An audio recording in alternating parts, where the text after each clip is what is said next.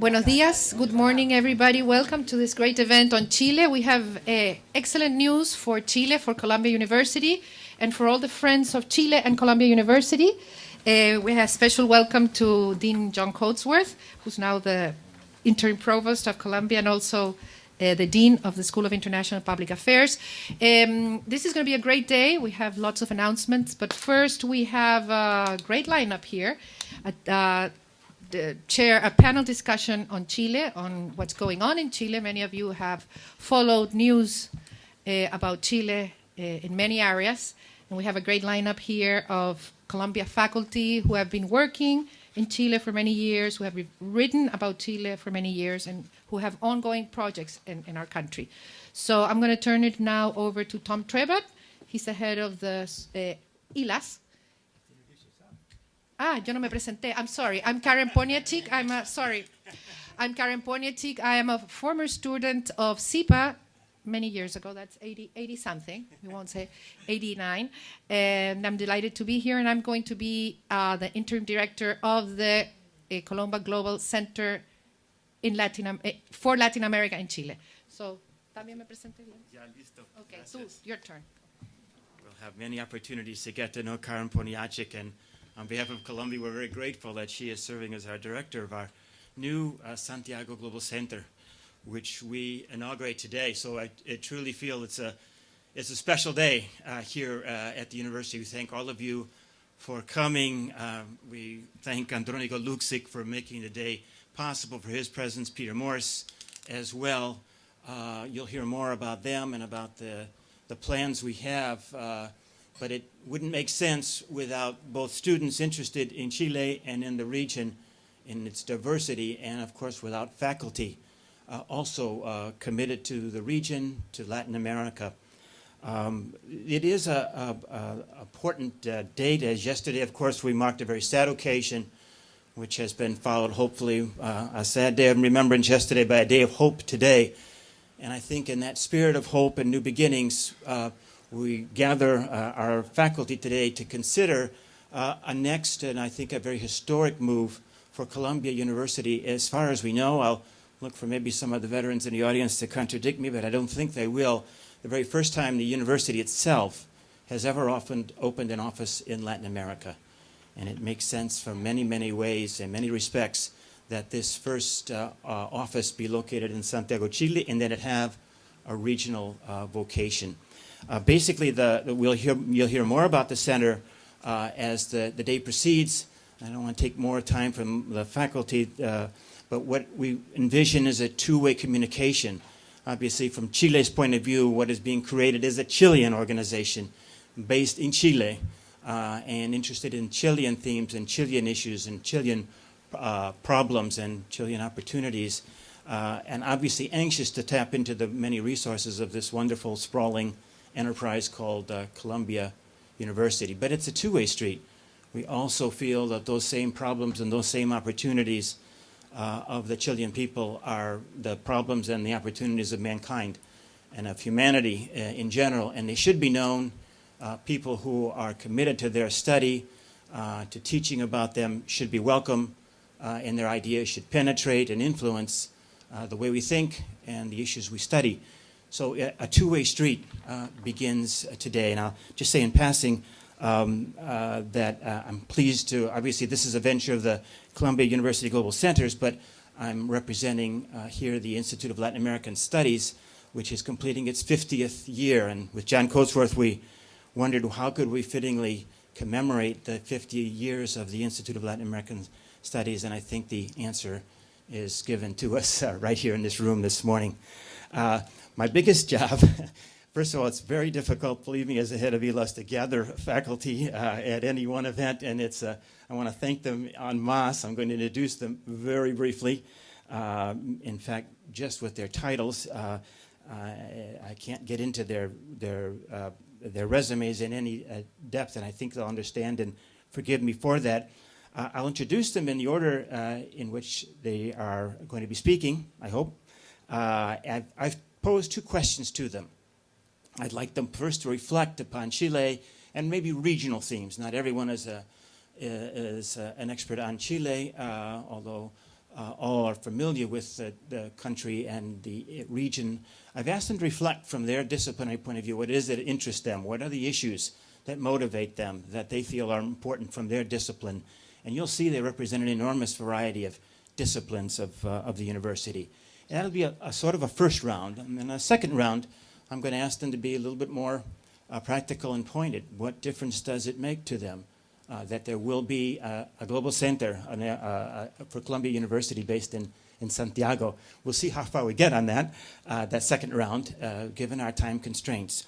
But that's how the panel is organized. And then we have illustrious members of the faculty. This is a real gathering. That's why I insisted that pictures be taken today to remember this. There's faculty members in the audience as well, and I'll be asking them to comment. But let me try now, maybe I have to match up my list with the way in which my colleagues are seated. The first to speak will be Professor Miguel Urquiola, who is a professor in the Department of Economics at Columbia and also in the School of International and Public Affairs. Lisa Goddard represents a branch of the Earth Institute, another sprawling enterprise if there ever was one. Her field is climate. She's a senior researcher. Her field is in climate science. John Dingus, another of our Chileanists on the faculty, is Godfrey Lowell Cabot Professor of Journalism at the Columbia School of Journalism. Guillermo Calvo, who has come to us some few years ago from the Inter-American Development Bank, where he served as chief economist for Latin America and represents a neighboring country of Chile. He's a professor of economics, international and public affairs at the School of International and Public Affairs and directs our mid-career program in economic policy management. Nara Milanich, seated next to Guillermo, is the associate professor of history, specializing in Chilean history at Barnard College and at Columbia University. Nelson Fraiman, representing yet another country in the region, and also more institutionally representing the Columbia Business School, where he is professor of professional practice in the area of decision, risk, and operations. So Nelson will be there, and then I'm very pleased to present maybe our only Chilean. No, if I'm wrong on that, but certainly Enrique Walker. Welcome, Enrique. Enrique Walker is associate professor at the Graduate School of Architecture, Planning, and Preservation. So I think right away you've sort of seen the diversity we can bring to bear. I think others, we didn't have a bigger room or a bigger table, there might have been more. But it's a privilege to welcome them. Miguel, I'd like you to start, if you wouldn't mind, with the first 5 to 8 minutes on reflections on Chile. Thank you, Miguel Urquiola. Sure, thanks. Thanks very much, Tom. It's a real pleasure to be here this morning. Thanks for having me. So Tom has basically asked us to say why Chile is interesting to us from a disciplinary perspective. As an economist, of course, in a general sense, Chile is interesting because it's one of the countries that has most seriously taken the basic proposition that it might be a good idea to basically have free markets and competition help organize a large part of the economy.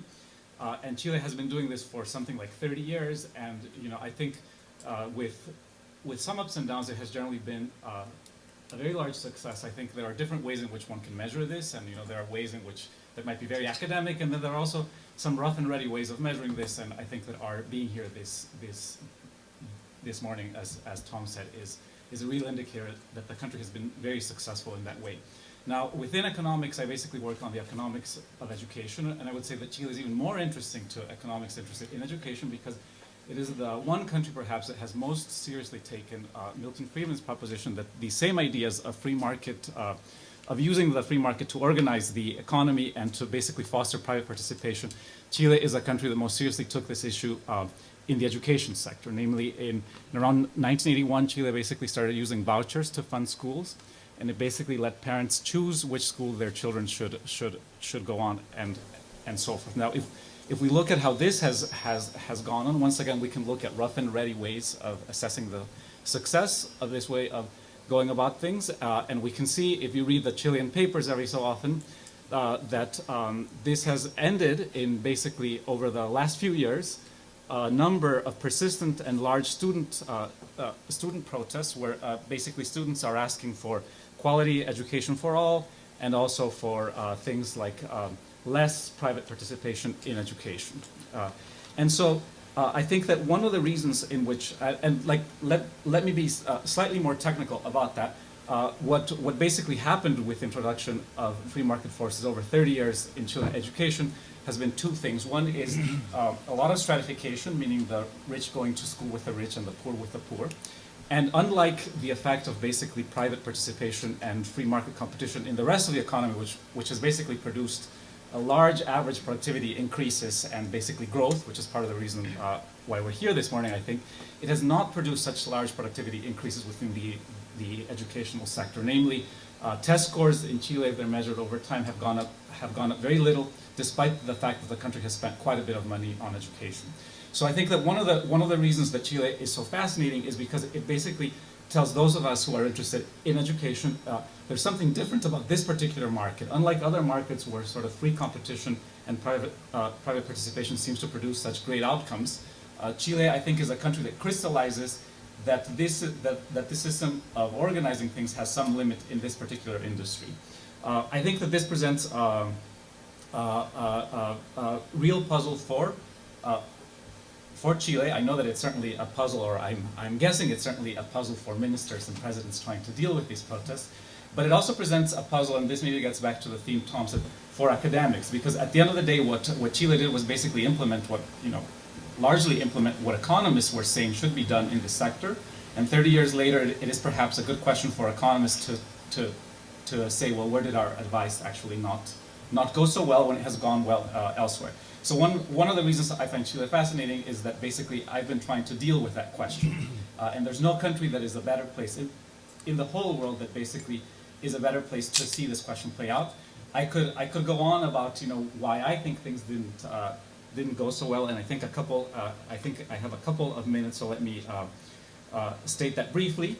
And even though the stuff I've been doing on this are models and things that might be esoteric, the intuition is actually very simple and should be very simple to anyone who sits at a university like Columbia, which is what I'm trying to express in these models is basically that education is unlike other industries in the sense that the reputation of the firms which basically participate in this industry, and this is one of the firms that participates in this industry, is built very much on who buys from it, as opposed to say what value added or what productivity they have. So basically Columbia's reputation cannot be disentangled from the fact that it takes in very good students. The reputation of the university, of the Catholic University in Chile, for example, which is one of the top universities, cannot be disentangled from the fact that it basically takes in the brightest students. And so this makes it different from, say, someone who's selling water, who basically says the quality of my good is somehow intrinsic to the good, and it can be judged easily by everyone, independent of who's drinking it. I might taste this water and that water and say, well, I like this one more, even though John is drinking the other, or something like that. But anyhow, this is going towards what I do. But I do think Chile is interesting because it basically crystallizes these questions, and hopefully there will be cross-communication in the future between economists thinking about such issues and the country as it tries to implement it. And as Tom said, this is partially maybe bridging part of what is an ivory tower enterprise of sort of looking at what might be working or not in civil society, and what is a pressing concern on the side of politicians and ministers trying to deal with how to improve education in a country like Chile. Let me stop there, Tom, so that I don't go over my time. Thank you very much, Miguel. Appreciate that. Thank you. Turn to Lisa Goddard. Thank you very much. I should say up front that I work very closely with Walter Bethgen, who is the Director of Latin American and Caribbean Programs at IRI, and he asked me to fill in. So some of the more institutional questions I'll defer, and folks can follow up with him. But I thought it would be useful just to give a little information on what IRI is, because I think it sets a context very well for what it is that we're trying to do and our interests in Chile. So the IRI stands for International Research Institute for Climate and Society. We're part of the Earth Institute. Maybe a half to two-thirds of us are climate scientists, and the rest of the scientists that work at our institution are involved in sectoral science and policy. So that could be agriculture, health, water resources, these various industries. And we're very interested in connecting climate information, climate science, climate predictions with those different sectors in decision making and informing policy that might be related to those decisions, might enable those decisions. And so a lot of our research really chooses locations that are amenable to this type of work. So there are a lot of places that are in need. Obviously, every place in the world is impacted by weather and climate variability, climate change, and in all of these countries, people have to make decisions, but some countries are much more amenable to the research and actually making progress on methodologies than others. Chile happens to be a really good setting for this type of work. They have some very important water resource issues with the glaciers and the rain-fed agriculture as well. In terms of agriculture, they're a very, very rich country, much like California to the north. And so the setting is very important. There's predictability of the climate in the region. That's very important to us as well, because if we can't say very much, then there's very little that people can do in anticipation. And we have very good partners. There's really excellent institutions in the universities, in the hydrology institutions in the country, and we've had a good interaction with some of the government agencies. And all of those things really help to bring things together. So we do have a couple of projects that are ongoing in Chile, and that's part of our active interest currently. We hope to grow that further. And these have been involved in both agriculture and water resources. The agricultural one, I would say, is a little bit more nascent. We've had some training exercises linking INA in Chile, which is the more commercial side of agriculture, with INA in Uruguay. And so the lessons, they're a little bit more advanced, INA in Uruguay, and so some of the lessons learned, some of the methodologies for monitoring the climate and the environment, and how to bring in, excuse me, how to bring in climate information to their interests and decisions, was a very productive workshop. And since then, we've put forward a proposal to bring in more innovative research into those decisions. The more advanced project that's actually quite exciting, and this year actually led to real on-the-ground, real-time decisions, has been with the region of Coquimbo and the Elqui River and water management decisions there. So it began with looking at drought prediction. Drought is obviously a very important issue in this semi-arid region. It's a place that's impacted by year-to-year variability with El Nino. They also have a lot of concerns, obviously, with climate change. And we've seen that this is also a place that's impacted by decadal scale variability. So decadal scale variability, natural to the climate system, is something that's very important to be able to quantify because of its impact on the realization of climate change and the sort of decisions that people are making that really are on more of a 10 to 20-year time scale. So bringing all of these things together, at the seasonal time scale, they've made some very specific, tailored seasonal forecasts for drought and rain-fed agriculture that are on a local scale, so that involves making predictions, making them relevant to local scale users, that impacts rural water and impacts agriculture, as well as working with hydrologists to get a better estimate for what the stream flow predictions are for the coming season, and that impacts a number of decisions. Mining, hydropower, urban water supply, and so working between the climate prediction, the hydrology, and then the water decisions. This year they actually put out a real-time forecast for stream flow, and that did impact the pricing of the water shares that are in the region. And this has been seen as a very successful project. And what we'd like to do is to expand that to other river basin areas. We'd like to also expand that to more of the rural community, help with the agriculture and interests in cattle, for example. But this has been a very good interaction throughout the chain of expertise, from the Colombia scientists to the Chilean scientists and the governmental officials. We would also like to expand our working relationships with some of these regional agencies. The universities, we've been very happy with our scientific collaborations with the universities in the region. And and also start to see to what extent the policy aspects might be influenced by having better information. Sometimes it's impossible to change policy decisions before they see that there's actually something concrete that they can pin it on. So these are the main issues that we're interested in.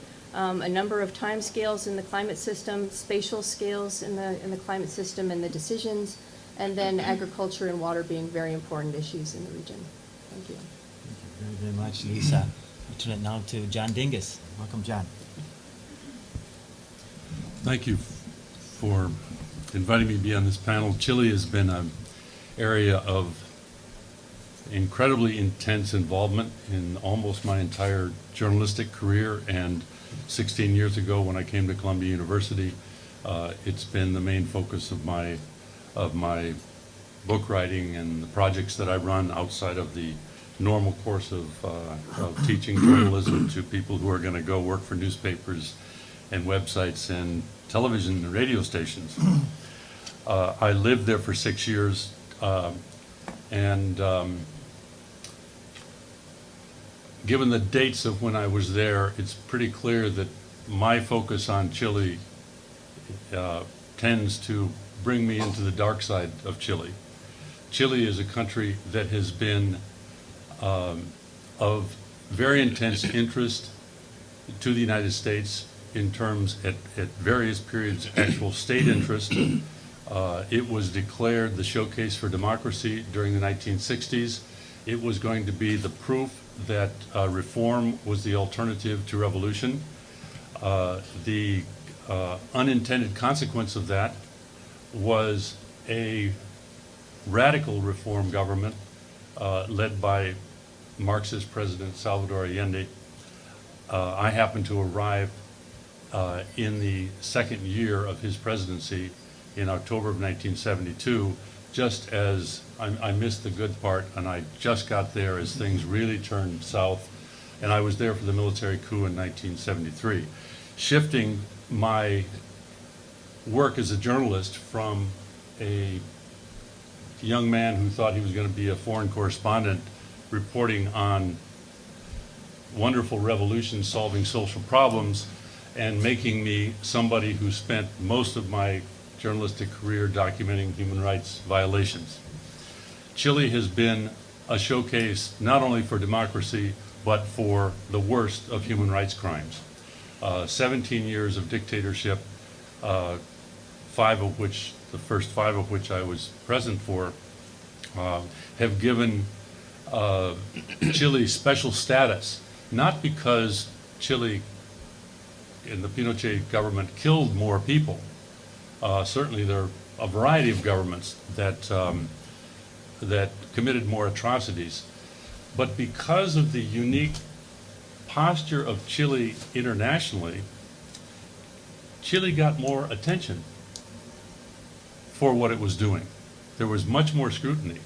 I, as a journalist, was able to publish widely and successfully, I have to say, because that was my profession, because everybody was interested in what was going on in Chile. Even as Chile was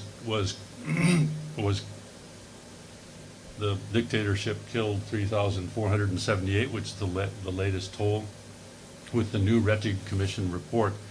In neighboring Argentina, 25 to 30,000 people were eliminated by the military government, which had an alliance with the Chilean military government, but much more attention was paid to Chile. Why? Well, that, from an academic and journalistic point of view, is one of the reasons that we're here. Chile is a very well-organized country in comparison to many countries in Latin America. Lowest levels of corruption. Ironically, even during the military government, you had very low levels of corruption, and you had a functioning state, you had a functioning bureaucracy, which translates into lots of documents. And much of my work has involved pursuing documents. The other part of it is the relationship with the United States. As I said, at one point the United States viewed Chile as a state interest. In other words, our national security was bound up with the fate of what was happening in Chile. When the Allende government, the Marxist government, was in power, it was perceived as our national interest to get rid of that government, and we supported the military coup. In fact, we supported 2 military coups, and the second one was successful. But bookmarking that military coup which we supported and which we perceived as which the United States government perceived as supporting our interests was the second aspect that makes Chile so prominent in the United States. In September 21st, 1976, the Chilean government carried out an act of terrorism on the streets of Washington, D.C., murdering the former ambassador, Orlando Letelier, who had been the former foreign minister of Chile during the Allende government. Perhaps the Chilean government was thinking that the United States would let them get away with that because they were such good friends. They were gravely mistaken, and the United States launched an investigation that not only interfered with that cozy relationship we had had with the dictatorship, but also led, and I've written about this extensively, to very important changes in human rights law and human rights research. Chile's human rights crimes were probably better documented by the church organization, the Vicaría de Solidaridad, than in any other country that I know of. Even, I think, coming into the present. It was an amazing work of dedication to fact. Not dedication to denunciation, but dedication to the facts of what had actually happened. Those facts gathered in the darkness of the dictatorship led eventually to hundreds, perhaps, I would say it's still in the hundreds, of judicial investigations resulting in a number of convictions of military people for human rights crimes. My second area of emphasis in my work in Chile is in journalism. Chile, for a variety of reasons, has one of the least diverse presses in all of Latin America and certainly in the world. Part of that due to the fact that Pinochet closed down every press organ that didn't agree with him, but also for a variety of reasons, and certainly the current democratic government, which came to power in 1990, is partly at fault because they did not create a climate for the diversification of media. In a democracy, that's a serious situation, and I have spent a lot of time in recent years investigating that. And because journalists get to do everything, we don't have to just research. We can actually go and organize things. So I've organized 3 publications in Chile. The first one was called APSI, a magazine created in the middle of the dictatorship. I was one of the founders of that. And then in 2006, 2007, I organized SIPA, which is a investigative journalism center. And more recently, I've organized a center for investigation called Archivos Chile. The purpose of that is to be a kind of national security archive. We use the new Chilean transparency law, the equivalent of our Freedom of Information Act, to pursue documents, many of which people said were destroyed by the military, and we are trying to prove them wrong by showing that those documents are hidden in the bowels of the bureaucracy, and many times we've been successful. And then we do investigations and analysis and papers based on that. And that's my current work. So I'll stop there, and we can talk more about that, how the Global Center might fit into that. Very good. As you can tell from John, very absorbing country. Once you have the privilege of becoming acquainted with it. Guillermo, Calvo, I turn to you, please, for your reflections. Thank you very much. I'm really delighted to be part of this roundtable. If you ask me why Chile, it's because I have lots of friends down there, number one. And even some of my best students, like Andres Velasco. So I didn't have a hard time deciding in my mind that I was very interested in Chile. But I on the other hand, I realized that I think there is some echo. Yeah, too close to one another, maybe. separate that. I think it's okay now. Yeah. So Maybe it's this one.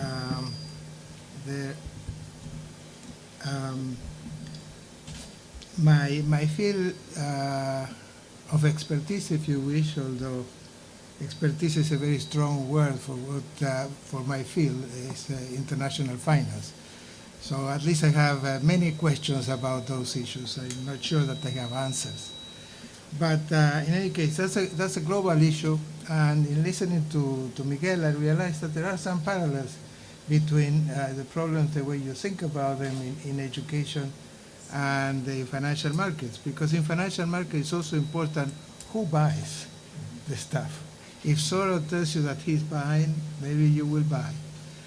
So there are externalities of that sort which explain the kind of phenomena that we are facing these days. I want this a little closer to you. I'm sorry. I just want it a little closer to you. Okay.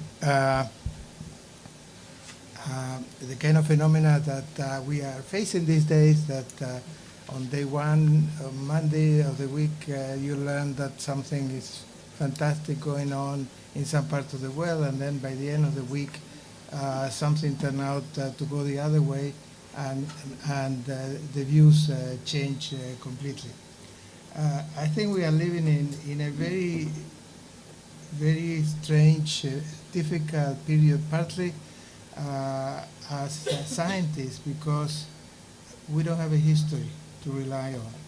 I mean, the history that we have is very incomplete. Just to give you an example, we studied recoveries from these kinds of crises for many emerging markets. When in all of those episodes, a driving force, a very important driving force, were exports. Now, when you think about the US and the global economy now, exports is not a very clear way out.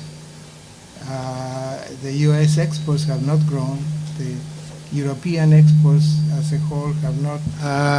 Okay, so that's one issue. So when you look at emerging markets, you realize that they came out of this crisis through exports, big devaluations and then exports. When you go back to the 1930s, you had the Second World War, big increase in government expenditure. Nowadays, you don't have exports as a very promising avenue. Government expenditure, as you know, from the political debate, is not clear which way it's going to go, or at least if the politicians do something, it will take time until they do it, and we need help right now. So the only hope from that perspective are emerging markets.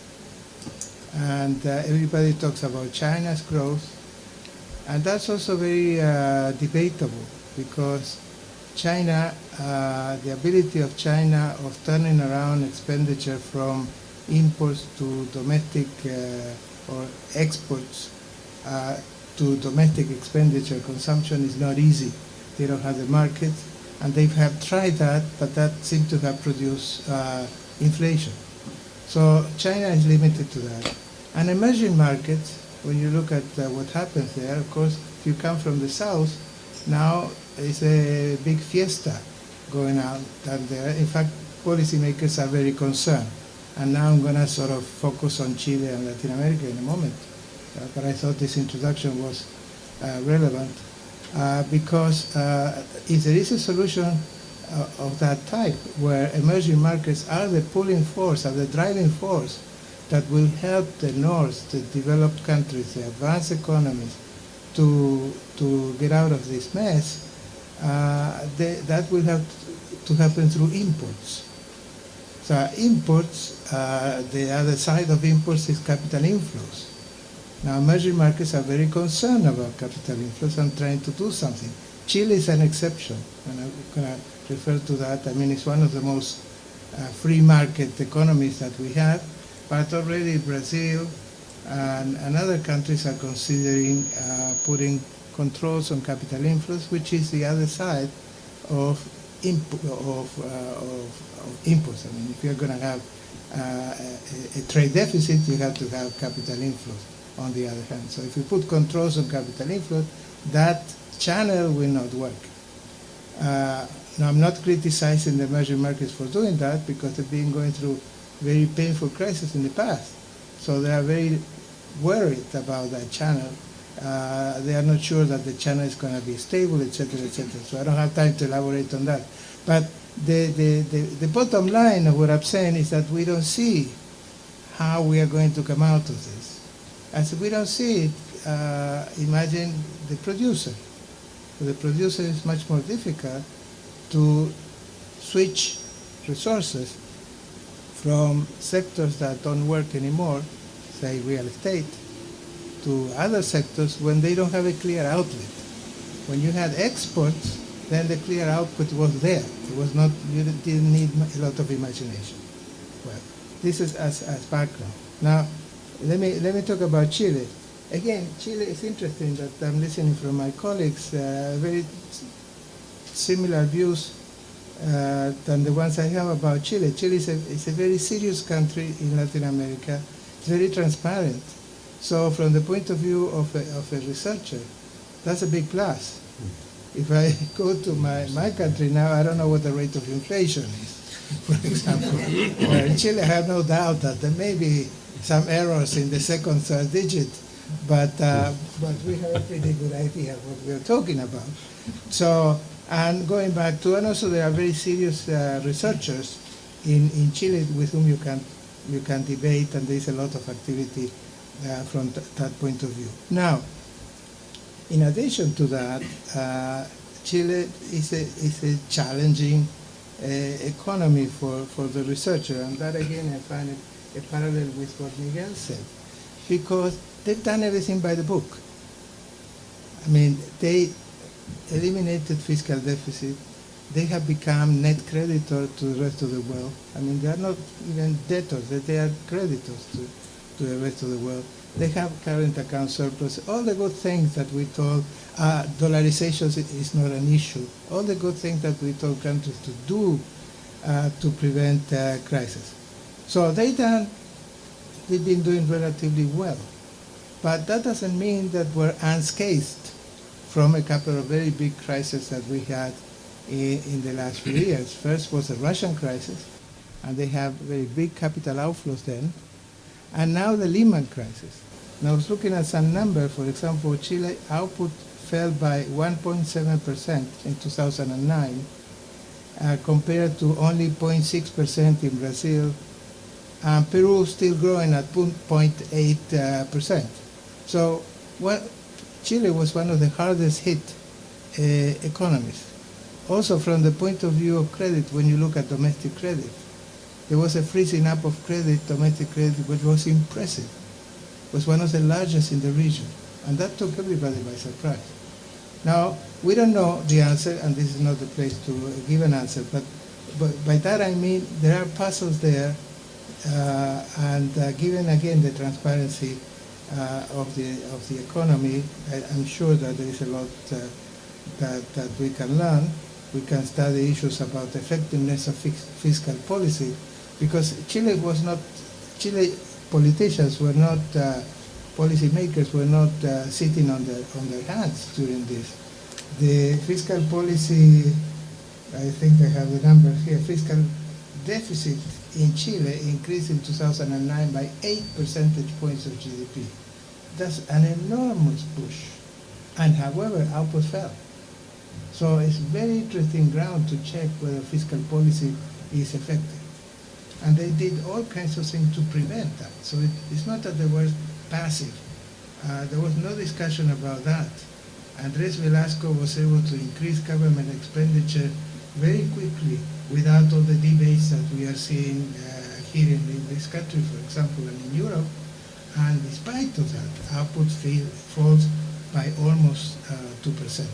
So these are puzzling issues that require a lot of analysis, and another reason for us from Colombia to be very, very interested in looking at this case more deeply. Thank you. Perhaps your student will have something to say about the lessons that you learned that were useful and those that were not. Andrés Velasco, by the way, whom you mentioned, Guillermo, is co-teaching a course this semester at SIPA, so we'll have a chance to ask him. Now, Nara Milanich, Associate Professor of History, you'll give yet another perspective on our interest in Chile. Welcome, Nara. Thank you. Can everybody hear me okay? I'm not making weird noises? Okay. First of all, I just wanted to address very briefly Tom's remarks about the national origins of the panelist in his opening comments. I'm not Chilean. I've spent a lot of time in Chile. However, I would like to point out that I am Croatian by extraction. So I thought that that was an important point to make about my distant national origins. How could I forget that? Okay. I want to address my remarks to what I think is a very obvious political, social, and economic challenge in Chile today. So obvious, in fact, that perhaps it doesn't even bear mention. But actually I think it does, and that is the issue of social inequality. Inequality is a challenge in the sense that it is a dilemma that Chile is obviously confronting today. It's also an issue in the sense that the Chilean case, I think, poses interesting questions for both scholarly research and policy rumination. I think it wouldn't be hyperbolic as a historian to say that inequality is the original sin of Latin American societies. It is arguably the intellectual puzzle, the political challenge, the ethical and moral dilemma that faces and has characterized these societies really since their founding. This is also true, arguably, I think, or maybe obviously, perhaps, of Chile today. Contemporary Chile, I think, presents something of a puzzle. And here I'm struck by the language that I have written down to use, puzzle. And puzzle is a word that Miguel used. We've also heard the word exception, showcase, Chile as showcase, Chile as exception, Chile as puzzle, recurring in many of these remarks here today. Contemporary Chile presents something of a puzzle. In that it has experienced, obviously, macroeconomic stability and growth over the last 20 years. It has experienced a remarkable decline in poverty rates, and yet inequality has remained stubbornly high. And indeed, one could argue that Chile's economic successes over the past several decades have only served to highlight this particular failing. Many of you will remember several months ago headlines around the world touting Chile as the most unequal of the member countries of the OECD. Of course, you can only be the most unequal of the OECD countries if you have joined that exclusive club in the first place. So here's an example of how success perhaps in some ways highlights problems that remain on the table. So we were asked to address this panel today based on our own disciplinary expertise. So I want to offer some brief remarks based on my perspective as a historian of Chile. Now, we usually think about inequality, obviously, as an economic problem. It's a problem most appropriately, one might say, most appropriately addressed by economic methods, economic data, and the analytic perspectives of the economic discipline. But I think we need to bear in mind that inequality is also a social and cultural puzzle, not just an economic puzzle. And it's a puzzle to which we may fruitfully apply historical, ethnographic, and humanistic perspectives and methodologies. So when I suggest that historians have something to contribute to thinking about inequality, including contemporary inequality, I don't mean to suggest that this is because inequality is somehow a timeless condition that never changes, that it's somehow indelibly coded in the DNA of Latin American societies. Rather, I would submit the opposite, that inequality is made and remade over time, that it has particular social and cultural meanings, that it has particular manifestations, and that it relies on particular mechanisms, and that those meanings and mechanisms differ across societies, and they change over time. They are not everywhere the same. So in my own research, for example, and I ask for your indulgence while I tell you one paragraph about my own specific research agenda. In my own research, I've been interested in how inequalities in modern Chile have been produced and reproduced through practices of family. So I posit that there's a relationship between public hierarchies of class and class relations on the one hand, and so-called private relations of families on the other. I focused on the late 19th and early 20th century, which is a period in Chilean history that we might characterize as one involving genealogical haves and genealogical have-nots. By genealogical halves, I'm referring to people with illustrious surnames, the Errázurices and the Larraíns, which present such challenges for the Anglophone tongue. I'm talking about people who, perhaps there's some of you in the audience with these apellidos. So I'm speaking about people who boast membership in illustrious lineages and people who enjoy the wealth, but also the social prestige, the symbolic prestige of membership in a particular kind of family. The have-nots, the genealogical have-nots in the society, on the other hand, were the astonishing number of people bereft of family, people who, because of orphanhood or migration, had no kin ties, people who, because of poverty, were not able to form families formally recognized as families in this society, and who, therefore, of course, are lacking in access to the material but also symbolic resources that family engendered in the society. So in short, 19th and early 20th century Chile is a society in which inequality, or the difference between los de arriba and los de abajo, is defined, at least in part, obviously not exclusively, but in part by differential relationships to this social structure called family. So this is one, what does this have to do with anything? This is one example, I think, of how inequalities have specific cultural and historical content. And moreover, that cultural and historical content may persist over time. It may shape what comes after it. I think many of the dynamics that I was interested in the 1850s or 1930 are still palpable in Chilean society today. And I think this is what anthropologists, sociologists, and historians can contribute to discussions of inequality. So to think, we need to be thinking about different cultural iterations of inequality. The differences in the dynamics of inequality, or there are differences in the dynamics of inequality between, say, Chile and Bolivia, or Chile and the United States. And these can't be captured simply by comparing the different Gini coefficients of these countries. Gini coefficients, of course, being the typical instrument by which societal inequality is measured. So we need to be looking at history, at culture, at social context, at issues like how states operate, at law, understandings of citizenship, ethnicity, all of these complex, messy social variables that can't be, I think, summarized neatly with a Gini coefficient. So let me return to our question about pressing issues facing Chile. Chile has, for the past half century, arguably served as a laboratory for very diverse political and economic experiments. Again, I'm using this word laboratory. I think this is one, maybe we haven't heard that particular word, but certainly that sentiment in several of the comments of other panelists. This is true of Chile's experience from 1970 to 73 as what is said to be the first, the country with the first democratically elected Marxist president in the world. This is true. Chile is a laboratory, an experiment in the 1980s when it becomes what might be called a global workshop of neoliberalism, and of course educational reform, social security reform are part of that so-called experiment. I'd like to propose that Chile in the present is, perhaps inadvertently, definitely inadvertently, a laboratory of inequality. It presents this particular configuration of economic growth and declining poverty rates coupled with intransigent inequality and persistent and palpable social hierarchies. So I think this is a scenario that begs not only economic analysis, but again also historical, ethnographic, even sociological, perhaps even psychological perspectives. And finally, of course, this is an issue that has not only profound policy relevance, but also immediate political significance in the present.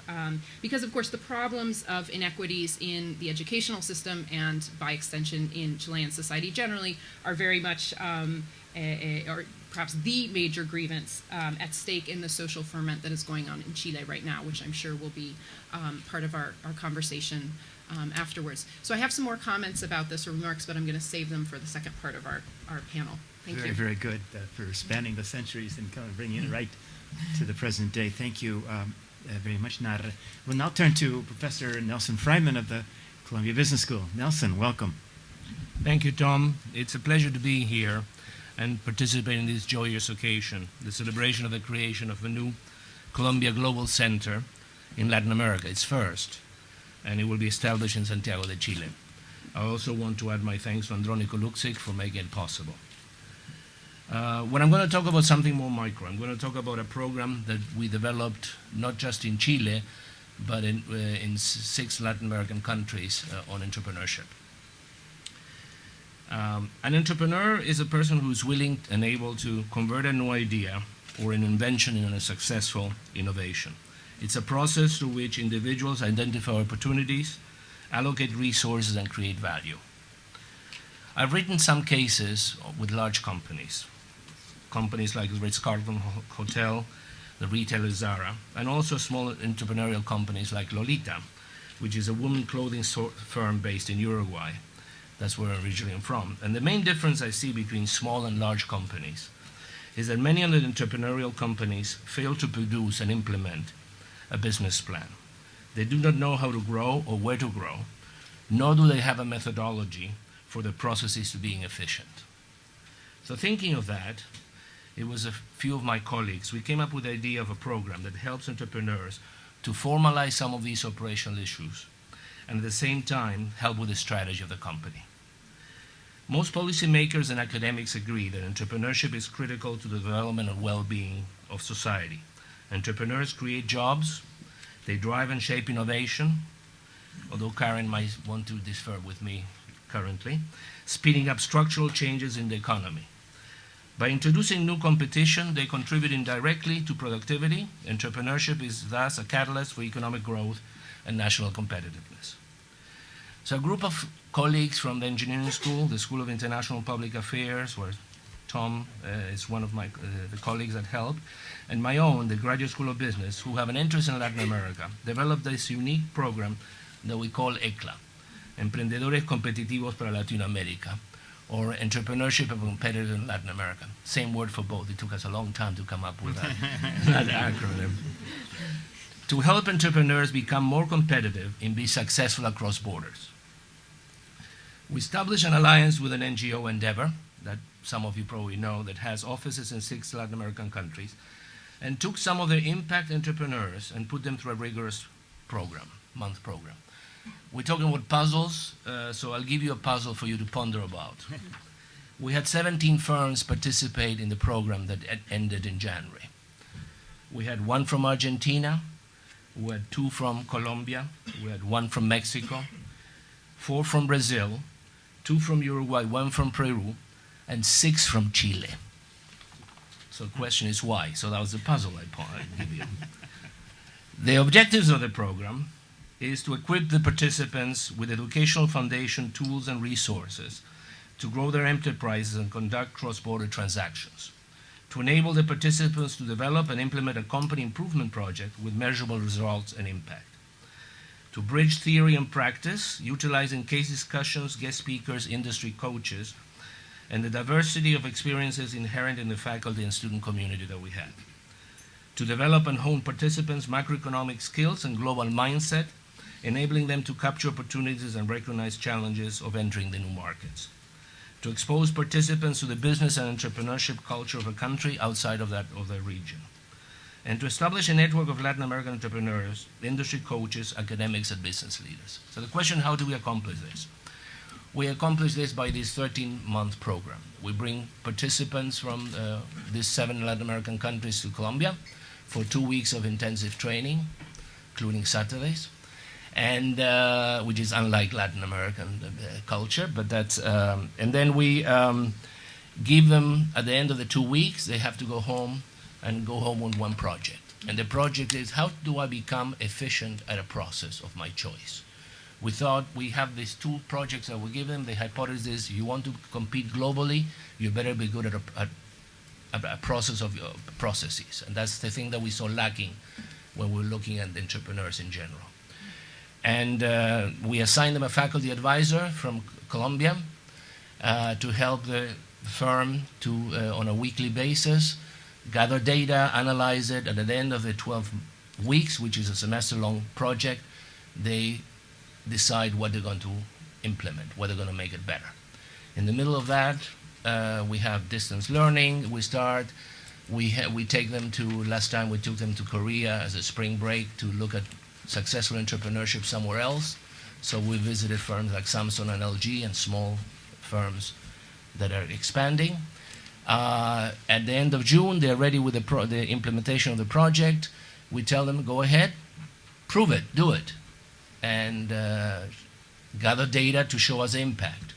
At the end of August, we went to Buenos Aires, we went to Instituto Torcuato Di Tella for another week of training, and the firms have to present their impact. The ones who didn't have impact had to leave. 17 firms now down to 15. The reason is just mostly lack of time. We ask them to work at least 5 hours a week during the intervening period. We give them more training, and then same thing. Project number 2, how to grow beyond borders or how to grow beyond region.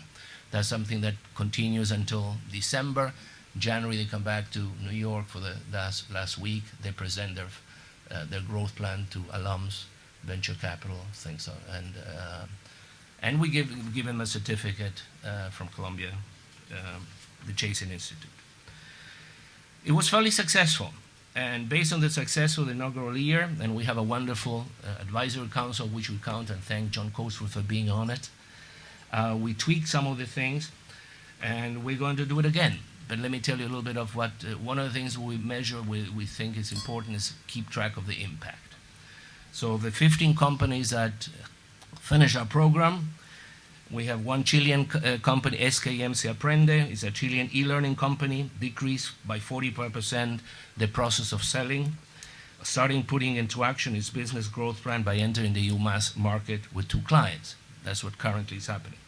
Bodytech, which is a Colombian company, they have a chain of fitness centers in Colombia, increased the retention rate in all of the segments that participate by changing its marketing process. The retention rate went from 48 to 53%, and that was the first project. Second project, the business growth plan is being implemented as we speak, with construction of 10 new centers in Peru, and they are acquiring a firm in Chile with 21 fitness centers. Lolita, this company I mentioned, was also one of the participants, a women clothing chain based in Uruguay, increased inventory turnover from 2.4 at the beginning of our program to 3.63 by December, and now they're hovering around 4. The owners are also focusing their growth plan in new countries in Latin America, reducing logistics costs and improving quality control. So this is some of what has happened. What have we learned from the first batch? And one of the things that we learned is that there's a totally different culture between Argentines and Uruguayans and Colombians and Chileans.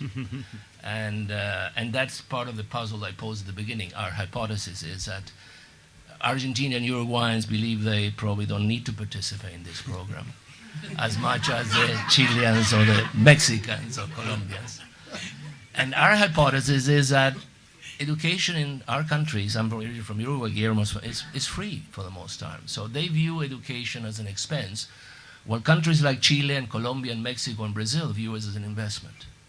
And I think that that's our hypothesis. So what's happening now with these things that we're trying to learn, I have a couple of colleagues from our B school, Maria Guadalupe, originally from Spain, who is a microeconomist, and Danielle Wolfson, who is a professor of finance, exploring that issue. So they're working with, and Danielle is working with, originally from Peru, with Endeavor Global, and Maria is working with Endeavor in Chile to try to find out what attributes will make to be, what metrics are important to make a successful entrepreneur. See, Endeavor is an outfit that we use as a filter, and we are very happy with the entrepreneurs they give us, but they reject a lot of them. In order to make, so one of the things we're exploring is does it make a difference of the ones you throw out versus the ones you don't? And this is the program that they're working, and hopefully that puzzle will be resolved. I mean, next time we do. Finally, high growth entrepreneurship is a key contributor to new employment in an economy and national competitiveness that depends on innovative and cross-border entrepreneurial ventures. And we hope that ICLA is a powerful tool in this endeavor. And I'll address the second question in a few minutes, Tom. Thank you. Very, very much, Nelson. Thank you. Enrique Walker is not the only Chilean professor at Columbia, but he is the only one on the panel. And he is also the only one representing our Graduate School of Architecture and Architectural Preservation, which is really one of our more international schools. Enrique, the final word in this first round will be yours. Thanks very much for the invitation as well. As an architect, my interest is Santiago, the examination of the urban condition of Santiago. 10 years ago, before coming to teach at Columbia, I taught a series of 3 architecture design studios at the University of Chile in Santiago. And these had as a goal to examine the city of Santiago through the practice of walking. The project, which is currently being edited for a small publication, entails scrutinizing the city of Santiago, particularly its metropolitan condition. At the time, Santiago was actually quite separate from the world. It's actually quite visibly so. Through the practice of walking and techniques for deliberately becoming aliens to a city which, as locals, we knew too well, and by the same token, ignored, and with a long-standing literary tradition as precedent, from Aragon to Pérec to Maspero, we looked at what we provisionally called metropolitan symptoms. In other words, conditions where one could detect a latent or a potential metropolis, which was certainly not the case at the time, so it was rather an ambition. We looked at the city through its architectures, particularly those architectures that architecture excludes from the field, what one could call the ordinary architecture. And we speculated on the future of the city through the existing city. That is, we addressed the city as an incubator for concepts about the city. The assumption, just as many of the literary precedents I just mentioned, was that the potential is contained in the actual and that the extraordinary is contained in the ordinary. Given the relentless and therefore unexpected transformations of the city over the past 10 years since the project began, the examination of Santiago has increased and intensified over the past few years, and basically it has become even more important today. Santiago as a question. Interestingly enough, we could have looked at the opening of a Columbia Global Center precisely as one of those metropolitan symptoms. It would have been a kind of a strong piece of evidence. I must also add that this is also a challenge at the local level, and indeed I'm speaking both as a local and insider and outsider. It's actually difficult to position myself in that respect. I would say that at a moment of maximum international exposure of the in its history probably of the Chilean architectural scene, still today the Chilean architectural scene remains more interested in the architectural object per se than in the way in which the architectural object acts with the city. In other words, its urban capacity. Over the past 30 years, one could say that the mainstream of the architectural debate has focused on domestic space rather than on civic and public space, and I think it has to do a lot with the question of inequality and the way in which architects operate. The city and the formulation of an architecture which is by definition urban, and by the same token an urbanism that is architectural, is still a pending challenge for the debate in Chile. I would say that any architectural project, regardless of its scale, implies a concept about the city. Therefore, that is precisely the ultimate potential and social and transformative capacity of architecture. Thank you. Thank you very much, Enrique. Thank you very much. I'd pause to take a breath here. Dean Provost has authorized me to say that if you, with the students in the room, if you'll do the required reading and submit a paper, you get 1.5 credit for the introduction, of course, on the introduction to Chile, which I can't imagine to have been broader and, in fact, inspiring. So I want to thank you. Just a moment on organization. Let the panel catch this breath. They're going to go for a second round of questions. We're joined by a few other faculty members. I want to send a message to them who've joined us late. Some of them couldn't come from class soon enough to be here at the table, but what I'll do is I'll go through our second round of, and then I'll call on Professor Modi and others who have joined us and ask for their comments and reactions. But I do want to finish the second part of the panel, which will be necessarily somewhat abbreviated. I don't think anyone will necessarily object to that, but those of us anxious to know, starting with you, Miguel Urquiola, maybe going back in the same order in which we've just proceeded down the table, what difference does it make to you that, in blunt terms, what a global center can do in terms of advancing this agenda and creating in that two-way communication your field of interest, your colleagues in Chile, Columbia University? Miguel, I'll start with you. Right. So this is somewhat difficult, more difficult to answer, of course, since we haven't seen the center in operation. But I clearly think that there would seem to be lots of potential there. I think that let me emphasize three things. One is I think that the center would help, for example, relate the research that different people at Columbia are doing on Chile or with Chileans dealing with the reality of the country. Just listening to this panel has been quite interesting and you know, is sort of thought-provoking and makes me think I should have lunch with some of my colleagues. A second thing I think would be that all of us have emphasized that Chile is so interesting. It's certainly very interesting to all of us, and we've worked a lot on it. It remains understudied. I actually think certainly, you know, for the types of issues I'm interested in, and so I'm constantly trying to push PhD and master students to basically do a little bit more work there.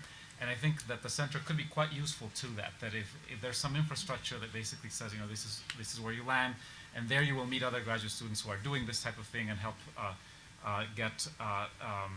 get contacts going. That would also be quite useful. And then finally, and more tentatively maybe, if the center could serve as a place for Chilean universities to also interact with Columbia. That happens for our cases already. We have co-authors. I would guess all of us in Chile, but basically providing a forum for that type of interaction might be also useful. Thank you very much, Miguel. Lisa. Yeah, I think those are some very good comments, and I would agree with those also. Additionally, I think, you know, given the interdisciplinary nature of the work, well, also across disciplines at Columbia, it would be helpful for also informing the various research that we do at Columbia. What are the pressing issues? What are the research opportunities? As I understand it, Karen has strong governmental ties in the region, and being able to bring awareness to the agencies beyond the university would be helpful as well. Certainly, you know, we've had at IRI very good interactions with the universities there, and I do see having a global center as an opportunity to collaborate more strongly with the universities in that country and throughout the region, creating sort of small constellations of researchers that can draw in funding opportunities, again, in the country, regionally and internationally, and also providing possible mechanisms for students and visiting scientists to come to Columbia and participate in the work that we do. Thank you very much, Lisa. Karen has wisely decided to tape these, the whole session, but these valuable suggestions in particular we'll be paying close attention to in the transcript. John Dingus. Well, I had two ideas. I'm not sure whether we can do these, but these are things that I think need to be done. The first is to maybe the Global Center would be a way to stimulate private nonprofit activity in a country in which it's almost completely absent. In Chile, partly growing out of the inequality, social inequality situation that Nara was talking about, as many things grow out of, you have on the part of the government the attitude that if the government doesn't control it, it's not going to support it. And on the part of the private sector, where you have interesting political dynamics between right, center, and left, you have the attitude that if I don't control it, or if it's going to get out of my the control, if it's not going to reflect my personal agenda, then I'm not going to give money to it. In other words, you give money only to activities that you are able to control and that you predictably assume will reflect your personal agenda. Now, that I think, in a country that has such a developed democracy with all of its unevenness, the lack of that civic, independent, nonprofit sector is a tremendous lack. And I think things like the Global Center, with the unique interaction between Chilean actors and those of us researchers and writers coming from the outside, you have the opportunity to introduce new ideas that if we were waiting for the Chileans themselves, even given the high quality of their universities, to introduce them, they wouldn't happen. Innovation in Chile, while it happens, there are certain areas in which it seems that there are real trabas, there are real obstacles to moving beyond accepted conventional wisdom, and this would be one of them. And the second area that I think is ripe for activity of this kind is in the field of journalism and media. And I distinguish between journalism and media, media being those who own the means of communication, the journalists, those who actually write the articles and produce the material that's communicated to people. The problem of media diversity, which is extreme in Chile, is not going to be solved by media owners. And as a result, media workers, journalists, are very much, I would say, almost subjugated, certainly so dependent that it's very difficult for them to even speak out. And one of the ideas we had at the journalism school is we've been trying to set up a program in Chile that just happened to coincide with the existence and the launching of the Global Center, and that was to create a think tank in Chile for looking at Latin American media industry problems and crises. Certainly the media industry in the United States is already in crisis.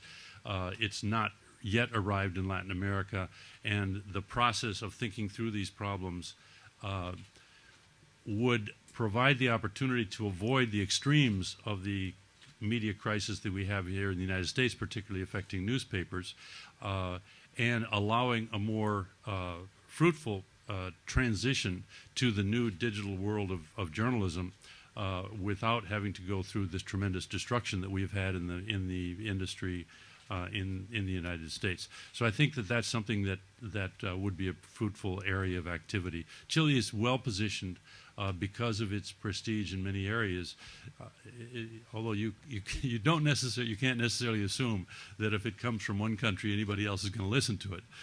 So you have to be very careful in doing something regional to make sure that it's very ecumenical. Thank you very, very much, John. And the great efficiency of the panelists, I applaud too. Guillermo, please, your thoughts.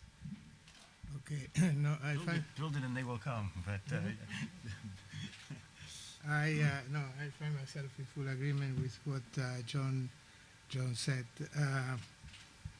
I sometimes find that in Chile the discussion is very local, somewhat too provincial. I was surprised once when I went there, and there was a big fight between economists about because the central bank had risen the rate of interest by 0.25%. That for the rest of Latin America is like zero. So it was a 0.25 group and the 0.20 group, and they were fighting like dogs to one another, which is very fruitful undoubtedly, but you felt that there was a disconnect with the region, and it turned out that with some of the things that now the policymakers are facing these days, which is unfortunately they go beyond those minutiae. Now, in terms of the center, I find it very important that the creation of a center which has a global outlook, because otherwise, I mean, we have very few centers. In fact, it's very hard to find names. There are very good centers in Latin America, like FEDesarrollo in Colombia, FIEL in Argentina, but they tend to look at their own countries. When I work at the IDB, we made an effort to promote studies that looked across the region, and that turned out to be very fruitful, because by doing that, that's one of the concerns that John was raising. At the very least, you are depoliticizing some issues. If you are discussing, for example, what to do with capital inflows, and you just focus on one country, there is a tendency to bring up all kinds of issues that could be relevant from a political point of view, but perhaps they distract you from what is essential from an economic point of view. When you look at several experiences at the same time, you have sometimes some common factors, and you realize that it doesn't depend so much on the local things that tend to be emphasized because of the political struggle. I found that very productive in our experience at IDB. So that alone, I think, is going to be a big plus, because we don't have private institutions that would do that job in Latin America. Now, in that respect, there are things going on that this center can take advantage of. For example, we have la SEA, the Latin American and Caribbean Economic Association, that sponsors networks. And we have a network, and these are across, looking at issues that are of relevance across different countries in Latin America. There is a summer program in international finance that has been meeting for more than 10 years very successfully, not only with researchers in the region, but from outside the region, very, very respected, and it's a highly regarded program. La SEA also has another network on crime issues that very fittingly is called Al Capone. And it means something, but I forget now. But maybe, and there is another one on income distribution and poverty issues, which I believe is going to meet here very soon at Columbia. So those activities so far are being done under the umbrella of la SEA. Now, la SEA is a very large institution with many members, and that's sort of a branch of the institution, of this association. But I think the center could take advantage by sponsoring some of these activities and multiplying the effect across the region. Thanks. Thank you. Thanks, Guillermo. Nara. Thank you. So let me give one concrete proposal or suggestion proposal for the new center, which I hope in turn suggests a guiding principle for the kinds of themes and issues that the center might fruitfully address. So in keeping with my previous comments, I would love to see the center organize an international interdisciplinary conference that addresses the theme of inequality in Chile, in Latin America, and in the world. And I realize that I may be preaching to the converted in this regard, because in conversations with Karen, she's actually mentioned that, in fact, this theme is on the agenda already of the center. But it seems to me worth bearing in mind that Chile is a logical place, I think, for a sustained and serious exploration of this issue for precisely the reasons that I gave before. And I'd further like to add that inequality is a particularly timely and appropriate topic for Colombia's new center in Santiago, not just because of Chilean realities, but also because of North American realities. We know that income inequality has worsened in this country, in the United States, significantly since the 1980s. And we know furthermore that New York City is the single most maldistributed or unequal city and community in this country. On that score, I think it's worth pointing out a headline that appeared in the journalistic site The Huffington Post last year. And that site said, that headline said, "New York's income inequality worse than in Chile." So lest we be accused of casting stones in glass houses, I think we would be advised to think about the fact that this kind of issue is one that affects not just Chile, but the United States. So in other words, I think the center should think about this particular problem, not just as a Chilean problem, but as a North American problem.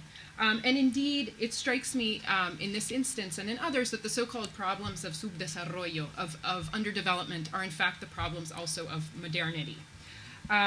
So on that score, and broadening out from the specific issue to, I think, a guiding principle for the center in general, I think that there are a whole series of common issues and debates beyond inequality that the center could be thinking about.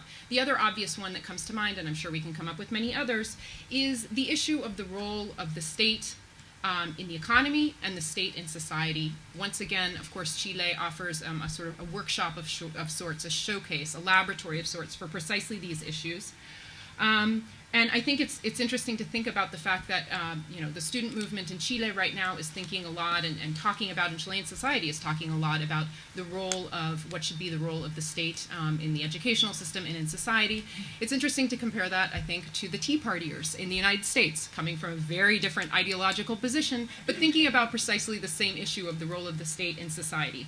So I think that the Columbia Center in Santiago is really in a unique position to pick up on common challenges, on issues of hemispheric resonance, and to generate some serious, high-quality transnational dialogues about these kinds of broad issues that confront multiple, ostensibly very different societies today. Thank you very much, Nara. Now quickly I'll turn to Nelson. Thank you, Tom. I think if I summarize what we're trying to say, is that we don't want the center in Chile to do things local, but do it to become either a regional hub of something. There won't be any centers in Latin America, probably other than Brazil and Mexico, so Chile has to become a region. And in that regard, I think Chile could become the center of excellence for executive education programs, locally. I mean, in collaboration with SIPA, Engineering School, Earth Institute, or whatever, I mean, just to do that. Center for Excellence in Entrepreneurship. Propagation of knowledge in areas related to mining and natural resources that is not just reside in Chile. So those are things in regional, but I'm going to give you two specific things that are local that I think are important, could be important as well. One of the things that we should make is make the centers, global centers, different from any other global center that other universities have as well. And one of them is to provide something for our undergrad. And one of the things that has been done, I think, successful by a center in Jordan is something that is to look at, they had a program for summer ecosystem experience for undergraduates. I think something similar will not be very hard to duplicate in Santiago when you have these marvelous natural resources, either from the desert all the way to Antarctica, that a few other countries can replicate.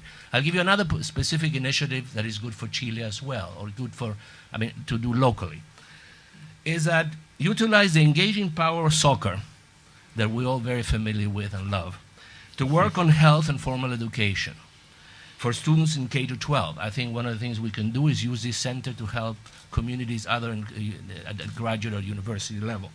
Focusing on science, technology, and math, that we can then, Colombia can leverage what we have in this educational approach to this sport universality to better connect with the international community. I think it's something can be done in each of our centers, certainly Chile, where soccer is very important. Thank you. Thank you very much, Nelson. Enrique. Yeah, again, speaking as an insider and now an outsider, I mean, what both Colombia could do to Santiago and Santiago could do to Colombia, I basically would stage, that is curate, kind of an active, ongoing, broad disciplinary discussion, debate on the city in the form of lectures, conferences, and seminars. On the one hand, to kind of intensify the debate on the city, which would have an extraordinary effect on the local debate. But also, for Colombia, I think it would be interesting as an experiment to chart the process through which a city like Santiago becomes global. In other words, it starts acting globally by virtue of the rhetorical act of calling it global. Thank you so much. I'm just going to, a word of organization before we thank this wonderful, wonderful panel. I did ask a couple of professors to respond. Professor Levin of the School of Education was going to be here. He's not here today. But Professor Vijay Modi is Professor of Mechanical Engineering and Director of Infrastructure Program for Millennium Villages Project, is here. Professor, I'm going to kind of short-circuit a lot of the debate that I was going to have because we're almost out of time, but you weren't able to come because of prior commitments, but we did want to welcome you maybe to make a reaction, maybe add a point of view of your own, representing your own interests in engineering and in the Earth Institute. Sure. If you could speak into the mic, it would be best. And then we'll finish with this. I'm from India. Chile could not be further away geographically. But when I was a graduate student, I met a very good Chilean friend, and then we started to work together. He was an electrical engineer from UCLA. He ended up going back to Santiago, so I continued our collaboration. That's what brought me to Chile first. And this was 88, 89, so a while ago. But I found that something very interesting, that that the industry as well as government was open to engineering ideas, and that was very that kind of openness to think about. We were working on decision support systems for the mining industry. And the other thing was that this colleague of mine moved and started to teach at the university there, and there was a real appreciation into intellectual applied math issues that I found very refreshing. So there was no, so that allowed engineers and applied math to occur. And so I think that there is a real interest in working on the applied math side. Now the specific issue that I'm interested in, and Professor Lal, who I work with, so to represent the water center issues, is that that Chile might have some very interesting, opportunities with wind and hydro when it is married together. Just to give an example, that Denmark's wind would kind of not be as effective without Scandinavian topography. So it takes the mountains and having reservoirs both upstream, downstream to make it cost effective. And Chile potentially has that puzzle to be solved, and it may very well, talking about the theme of puzzles, that there may be very interesting possibilities to make a sort of state-of-the-art operation and to make wind, so use the heft of wind to make hydropower very effective. So that's some of the thoughts. That's a wonderful way to conclude with yet another thought. The faculty members, by virtue of their presence, have agreed implicitly to be part of a faculty advisory committee for the Global Center to help us implement these very good ideas. And I know that they will gladly and willingly serve, and we will be inspired, as we were this morning, by their presence, by their commitment, and by their very good and practical ideas. So I'm not certain how exactly it ended, except I know those doors in the back are going to come open, and there'll be a buffet lunch, and everyone is invited. The Andronico Luxic and President Lee Bollinger, hosted by Provost John Coatsworth, will take over from this point. But I know you feel, I don't know if you feel as appreciative as I am, but I know you feel all very, very appreciative of the diversity of talents and ideas gathered here, and how it well augurs for the future of our global center. So please join with me in thanking my faculty colleagues, urge them to continue to their efforts and to continue to be involved with the Santiago Global Center. Thank you very, very much, my friends.